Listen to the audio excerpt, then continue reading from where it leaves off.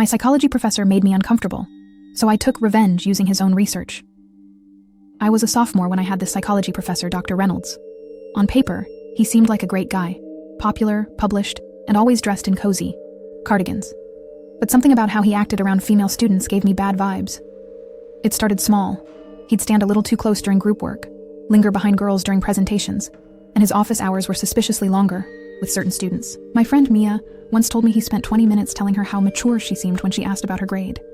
Mia thought he was just friendly. I wasn't so sure. The real red flag was during a midterm. Dr. Reynolds put his hand on Emily's shoulder. She was quiet, shy, and whispered something that made her visibly uncomfortable. Later, I found Emily crying in the bathroom. She said, "He told me I smelled nice," and asked if I wore perfume for someone special.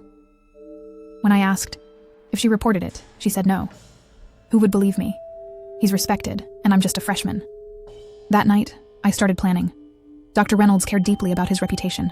His office was plastered with awards and photos from conferences. He bragged about possibly becoming department chair someday. When final project topics were assigned, I pitched unconscious bias in academic grading. He approved, probably thinking it'd be a generic paper. But I spent weeks digging into his grading history, all public records, and cross-referenced it with student evaluations and his own published research. The data was damning. He consistently gave higher grades to attractive female students, even when their work was weaker. His office hours were mostly booked with young women. Worst, his research promoted fairness and equality, yet his actions said the opposite. Presentation day came. I thanked him for inspiring my topic, then laid out the data, grading trends, meeting patterns, and contradictions between his research and behavior. His face turned pale. The room fell silent. I closed by quoting his own words about fairness and unbiased evaluation. I never accused him outright.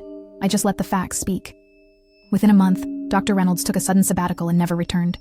Best part? He couldn't complain without admitting the truth. I used his own standards and research against him, and he had no idea I'd targeted him specifically. To him, I was just a student doing a project. Sometimes the best revenge is quiet, methodical, and backed by data.